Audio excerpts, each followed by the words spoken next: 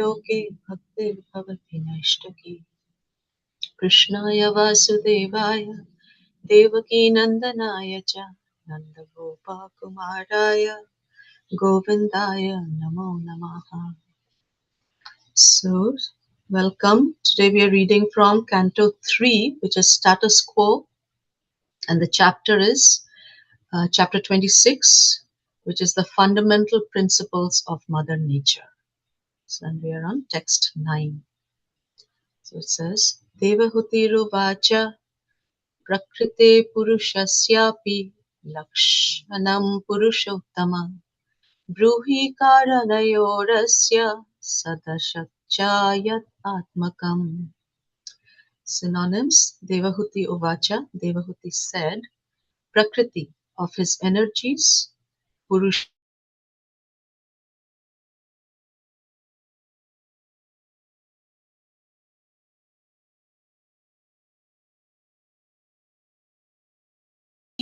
kindly explain, Kara,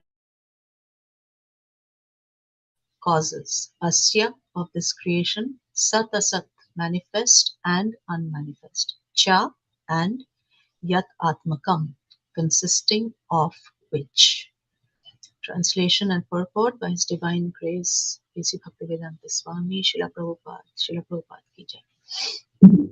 Devahuti said, O Supreme Person, O Supreme Personality of Godhead, kindly explain the characteristics of the Supreme Person and His energies, for both of these are the causes of this manifest and unmanifest creation.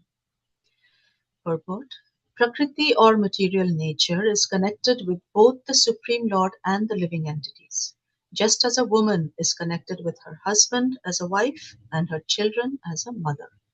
In Bhagavad Gita, the Lord says that He impregnates Mother Nature with children, living entities, and thereafter all species of living entities become manifest. The relationship of all living entities with material nature has been explained. Now, an understanding of the relationship between material nature and the Supreme Lord is sought by Devahuti. The product of the relationship is stated to be the manifest and unmanifest material world. The unmanifest material world is the subtle Mahatattva, and from that Mahatattva, the material manifestation has emerged.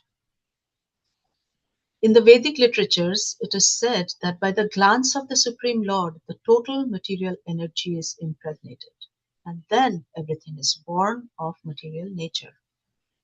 It is also confirmed in the 9th chapter of Bhagavad Gita that under his glance, Adhyakshena, under his direction and by his will, nature is working. It is not that nature works blindly. After understanding the position of the conditioned souls in relation to material nature, Devahuti wanted to know how nature works under the direction of the Lord, and what the relationship is between the material nature and the Lord. In other words, she wanted to learn the characteristics of the Supreme Lord in relation to the material nature. The relationship of the living entities with matter and that of the Supreme Lord with matter are certainly not on the same level, although the Mayavadis may interpret it that way. When it is said that the living entities are bewildered, the Mayavadi philosophers ascribe this bewilderment to the Supreme Lord. But that is not applicable. The Lord is never bewildered. That is the difference between personalists and impersonalists. Devahuti is not unintelligent. She has enough intelligence to understand that the living entities are not on the level of the Supreme Lord. Because the living entities are infinitesimal, they become bewildered or conditioned by material nature. But this does not mean that the Supreme Lord is also conditioned or bewildered. The difference between the conditioned soul and the Lord is that the Lord is the Lord, the master of material nature, and he is therefore not subject to its control.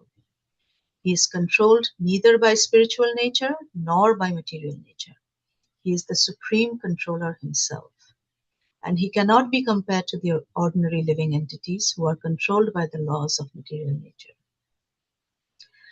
Two words used in this verse are Sat and Asat.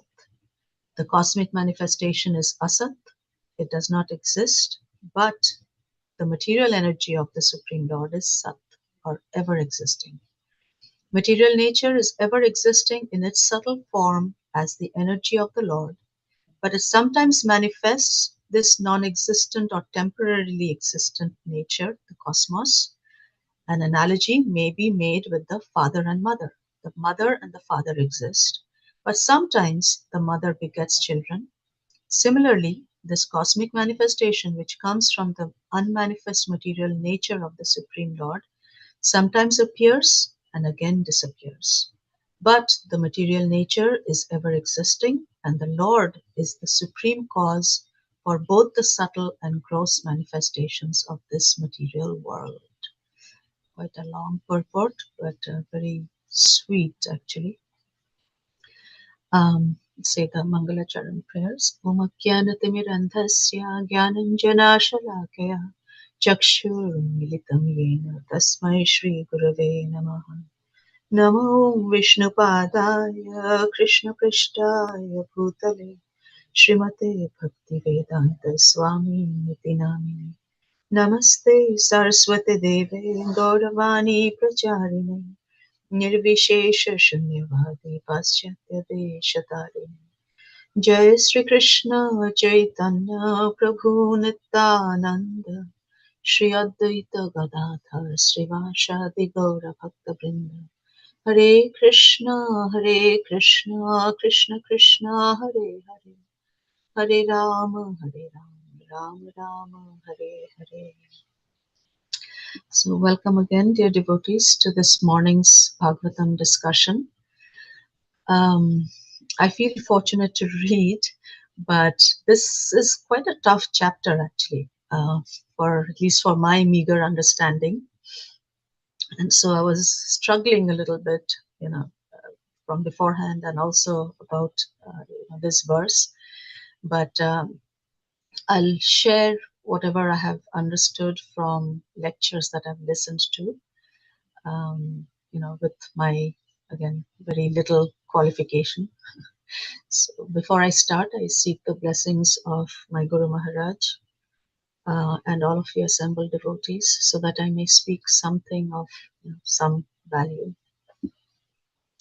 So we've been hearing in the prior chapters that Mother Devahuti basically submitted to her son, who is also the personality of Godhead, Lord Kapiladev.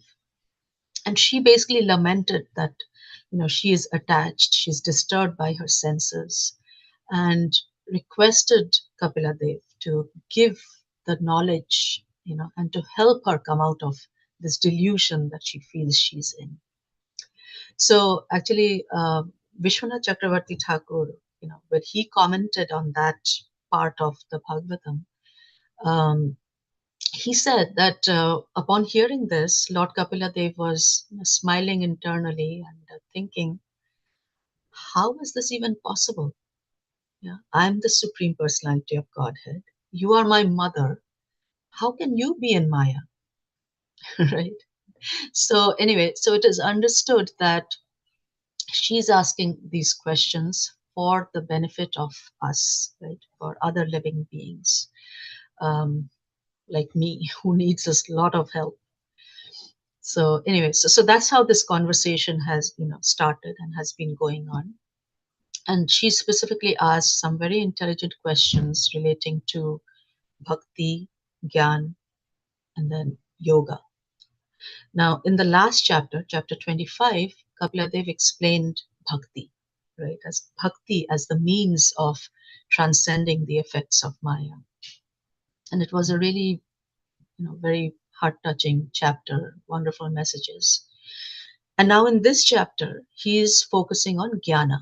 So he's going into greater detail about material nature, and its relationships and its interactions, right, with jiva, with the Supreme, with Purusha. So Prakriti and Purusha, and two kinds of Purusha, right? Jiva is also sometimes referred to as Purusha, and then of course there's Purusha himself, which is the Supreme. So when he started this chapter, he kind of started by giving the Falashruti in a way, right, in verses 1 and 2. Um, so the Falashruti of understanding the elements of yoga. So he said that, by hearing and by paying attention, one can be freed from the influence of material modes. That's number one. Number two is can attain self-realization.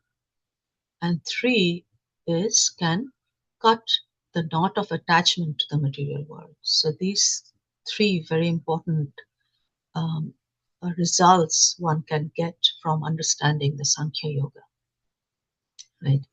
And of course, even though these are kind of difficult topics, because these three things are so important to us, right, as aspiring devotees, I am trying to make an endeavor to listen, to pay attention and try to understand something. So, yeah. So after giving that, he explained the characteristics of Vishnu Tattva, Purusha, and then the interactions of Jiva and Prakriti, right? And that he, explained it in some detail. We've been hearing in the last few verses how Prakriti covers the living entity, right? So much so that the living entity forgets who he is, that that the spirit soul, and also who's the Lord, and his relationship with the Lord. And the living entity identifies himself with the material world, with Prakriti, and starts getting involved in all these fruitive activities which bind him more and more into this world. And in yesterday's verse in particular, it talked about how Prakriti is the cause of the jiva's body, his senses, as well as the sense devatas, right? All the demigods that preside over the senses. Um, and and of course, the jiva is causes. It says that jiva causes his own happiness and distress. How? By the choices he makes or the desires that he has. That's what we heard about yesterday. So Kapiladev has already talked about, in a way, about nature and how it is related to the living entities and the power that Prakriti or nature has on the spirit soul. So much so that it is also the cause of the jiva's body. And so now, having heard all that, Devahuti is asking in today's verse, how about the Supreme Purusha in relation to Prakriti? You said that Prakriti has all this control. How about the Supreme Law, Supreme Purusha in relation to Prakriti? So she says, kindly explain the characteristics of the Supreme Person and his energies. Right? For both of these are the cause of this manifest and unmanifest creation. So she's saying that, tell me about the characteristics of the Supreme Person, of the Purusha, in combination with Prakriti. And why is she saying that? She's saying that you've said that Prakriti is the cause of, all these things, but aren't they both, the Karana, the cause of the manifest and unmanifest world? So implying that it's not Prakriti alone which is the cause, which kind of sounds like in the previous verse. But tell me how Prakriti and Purusha interact together to cause creation. Right? So that's the question, right? Now, of course, in response, Kapiladev is going to delve deep, and this is where the Sankhya Yoga delves deep into Sankhya Yoga from the next verse onward. So let's be prepared. So he's going to talk about the unmanifest Pradhan and all of its characteristics, how it's eternal and undifferentiated, and then all the 24 elements and so on. Right? So all of this is coming up. So really, as far as this verse is considered, this is it, right? It's a question. Mother Devahuti has asked the question. But Srila Prabhupada has actually written up a really nice purport. So we spend a little more time to delve, take a look at Srila Prabhupada's purport and maybe discuss that a little bit as well. So he starts with Prakriti or material nature is connected with both the Supreme Lord and the living entities. Just as a woman is connected with her husband as a wife and with her children as a mother. So that's kind of an analogy that we can understand and relate to, right? So Prakriti is like the mother, and we hear of, Mother Nature is talked about all the time. She is a mother who's also a woman whose relationship with her husband is different from that with her children, right? So the husband can be likened to the Supreme Lord, and the children are like the living entities, and both are sometimes referred to as Purusha, right? But of course, the Lord is the Purushottam or the Uttama Purusha, and that's who this question is focusing on today. And he's also present in this material world as the super soul, right? Now, as far as the relationships go, the Supreme Lord is the controller, right? The husband, in a way, controls, gives direction to the wife, at least in the Vedic system. So the Supreme Lord, like that, is the controller of the material world and, of Prakriti. And in turn, Prakriti controls the jivas, right? So the mother, working under the direction of the husband and control, in a way, of the husband, takes care and controls the children. So, so, so in other words, while it seemed like Prakriti has, complete hold over the jivas, in fact, the control is actually coming from the Supreme Purusha, right? And that's what Devahuti is, wanting to understand here with this question from her son. And she's trying to understand it not just for the sake of, philosophy of, that I know Sankhya Yoga now, please, but she's trying to understand it because she's sincerely looking to connect with the Supreme Lord. Right? She wants to, she's flustered by what she feels is, the delusion or illusion that she's in, and she wants to, be delivered from it by connecting to the Supreme Lord. So Prabhupada goes on. He says that in Bhagavad Gita, the Lord says that he impregnates Mother Nature with children, living entities, and thereafter all species of living entities become manifest. So, yes, Prakriti supplies the body and senses, etc., of the living entity. But when does this happen? When the Lord provides the seed. So this is there in Bhagavad Gita, chapter 14.4. The translation is, so, beautiful verse again, Sarva Yonisha Kauntaya Murtaya Sambhavantiya Tasam Brahma Mahat Yonir Aham Bija Pradapita. So it should be understood that all species of life, O son of Kunti, are made possible by birth in this material nature, and that I am the seed-giving father. So going to the purport a little bit. So in this verse, it is clearly explained that the Supreme Personality of Godhead, Krishna, is the original father of all living entities.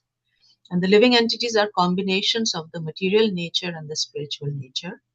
Such living entities are seen not only on this planet, but on every planet, even on the highest planet where Brahma is situated. And all of these appearances are due to the mother, the material nature, and Krishna's seed-giving process. Right? And we all, we've all read Bhagavad Gita and we know Bhagavad Gita pretty well, but Prabhupada has put all this together. So, we're taking a little look at that again. So Prabhupada goes on, the relationship of all living entities with material nature has been explained. Now, an understanding of the relationship between material nature and the Supreme Lord is sought by Devahuti. The product of their relationship is stated to be manifest and unmanifest material world.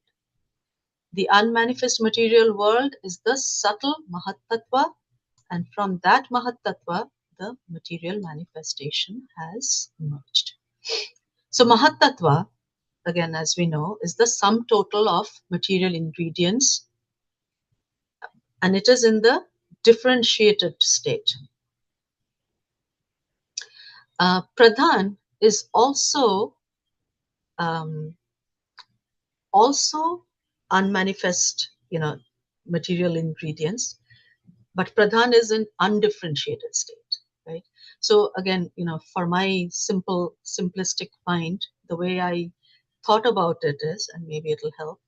Um, so Mahatattva is kind of like a warehouse, right, where all these ingredients of nature are available. So think about, say, Costco, right? A large warehouse, many aisles with many shelves, and in those shelves, the five gross elements: earth, water, fire, air, ether. These are all displayed and available for us to pick. And then there's the false ego of the mind, the subtle elements, the sense objects.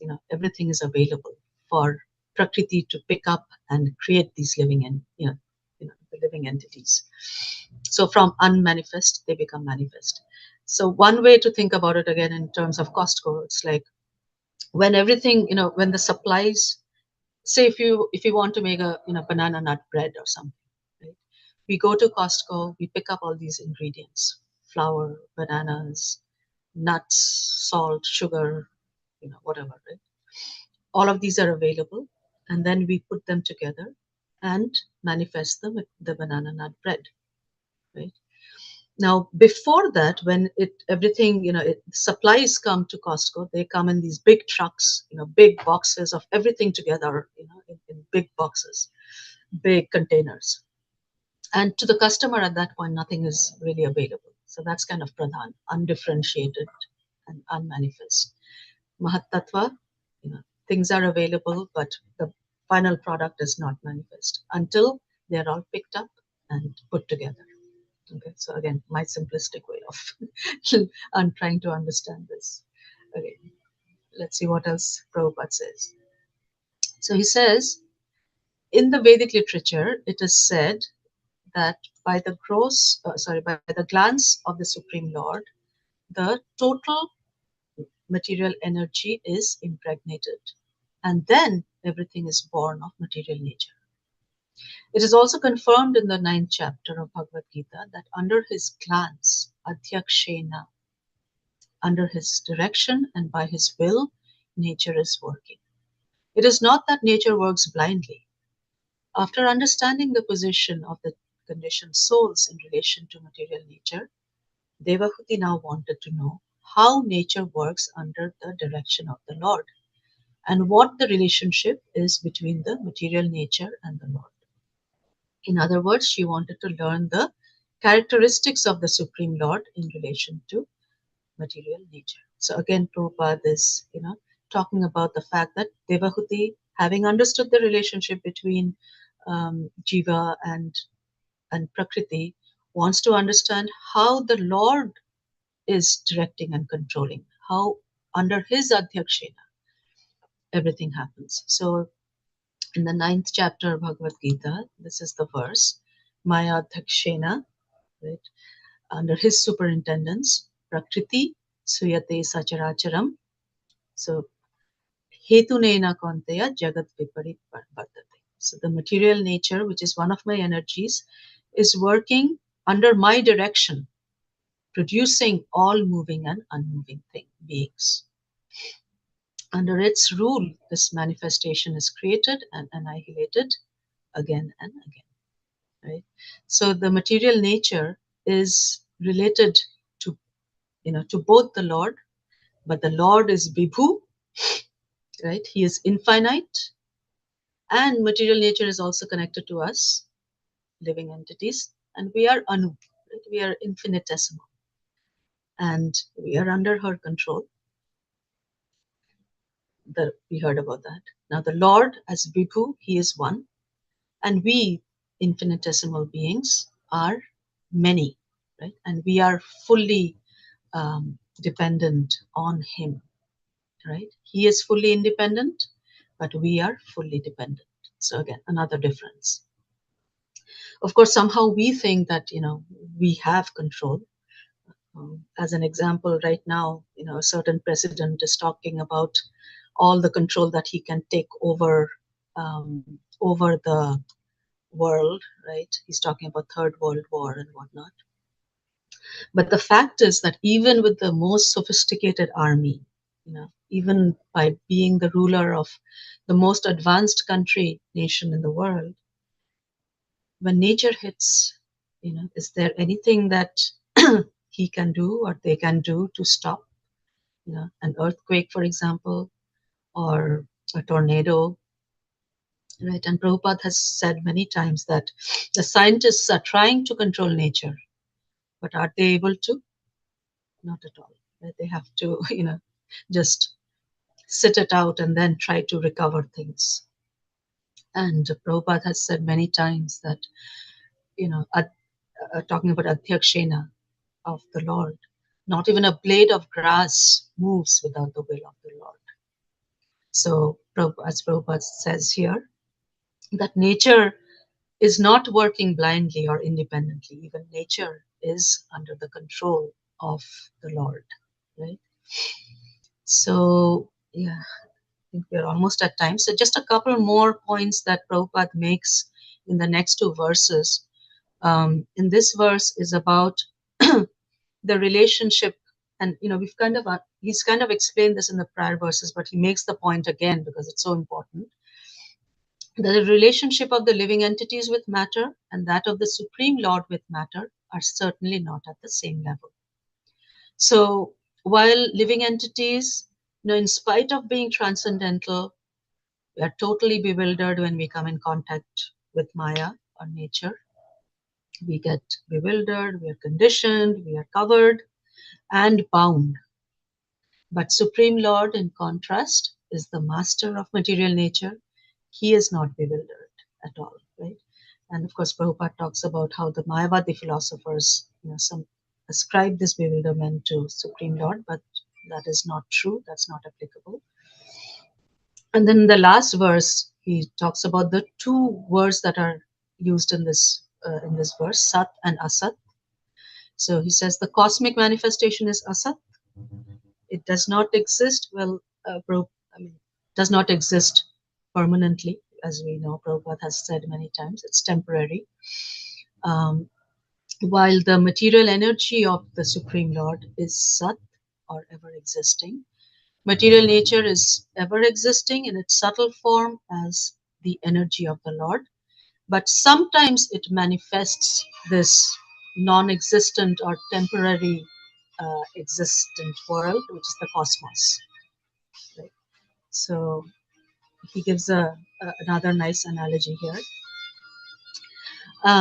So anyway, we are at time, and so just as Mother Devahuti is looking to understand the Supreme Lord more deeply.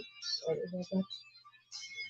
Something's wrong here. So just as Mother Devahuti is looking to understand the Supreme Lord more deeply in order to intensify her devotion to the Lord, let us also, listen and attentively and try to understand Kapila Dev's response, that are coming up to this question in the next verses, next chapters, actually. And even though, for me, for example, I'm saying this more to myself than anybody else, while Sankhya philosophy sounds scary, sounds very technical, but still let's pay attention to it to intensify our devotion as well, which is, I'm sure, all of us are looking to do, and detach ourselves, the three Falashrutis that we talked about, and so on. So that's all I have. Thank you very much. Sorry if I misspoke or, don't have the capability of explaining this very well. Please do feel free to add or correct. Hare Krishna Mataji, please accept my humble obeisances. All glories to Srila Prabhupada. Thank you so much for a very clear class. I usually, feel very grateful for Srila Prabhupada. Um, he is such an acharya where, like, he knows the Kali Yuga people or, Manda Buddhi. That's why all his analogies was like, very practical, relatable. And you are so, aligned with Srila Prabhupada, like, taking Costco example, such a complex topic you gave. I was like, I was very much liking it. Such a simple thing, but yet powerful to understand. Thank you so much. And I was also hearing a dog barking in your house. I was immediately, my husband actually, he was telling like a Shivananda saying Mataji's class, maybe Mataji is giving class to the dog, lucky dog he was sharing. No, Mataji. It was something ringing my son's phone or something over there. Okay, we were like something hearing like a dog. So my husband was like making fun, like, maybe Mataji's dog, like Shivananda Saint's dog. Mataji's like feeding Bhagavatam to the dog. Anyways, thank you, Mataji. Hare Krishna. Thank you, Mataji. You've been so consistently attending these discussions and encouraging. So thank you so much. Hare Krishna. Anything else, anybody? If not, we'll close for today. Vanchakalpatarubhyascha kripa sindhubhaiva cha patitanang papanebhyo vaishnavebhyo namo namah. अनंत कोटि वैष्णव वृंद की जय, ग्रंथराज श्रीमद् भागवतम की जय, शिला प्रभुपाद की जय, निताई गौर प्रेमानंदे, हरि हरि बोल, हरे कृष्ण।